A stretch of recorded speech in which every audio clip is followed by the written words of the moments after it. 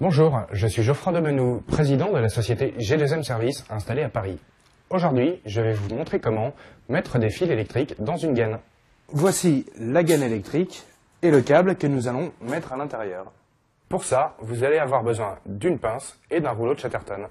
Pour cet exemple, nous allons prendre un morceau de 2 ou 3 mètres de gaine que l'on peut découper à l'aide d'un cutter. À l'intérieur de cette gaine se trouve un fil appelé l'aiguille. Cette aiguille va nous servir à aiguiller, comme son nom l'indique, les nouveaux câbles dans la gaine.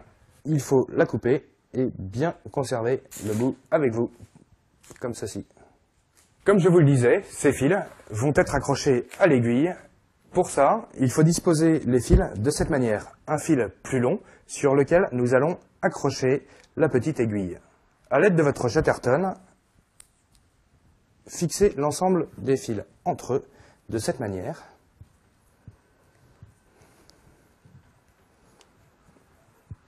Comme ceci.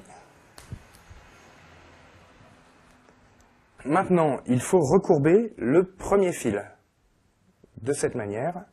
Maintenant, nous allons fixer l'aiguille dans la petite boucle que nous venons de faire, de cette manière.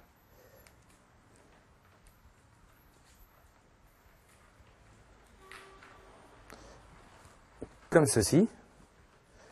Et maintenant, nous allons recouvrir l'ensemble de Chatterton pour être sûr que le fil ne se sépare pas de l'aiguille.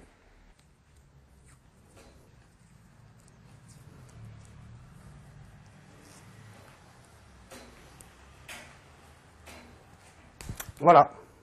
Maintenant, nous allons rentrer les fils dans la gaine à l'aide de l'aiguille en tirant sur l'autre extrémité de l'aiguille. On va demander l'aide à notre petit assistant. Hop, hop.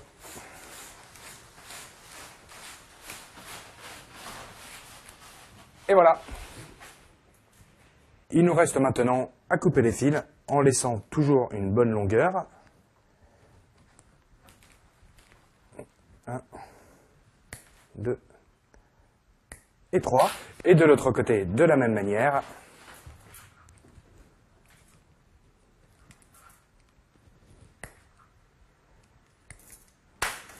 Et voilà, votre gaine est prête à être encastrée dans un mur.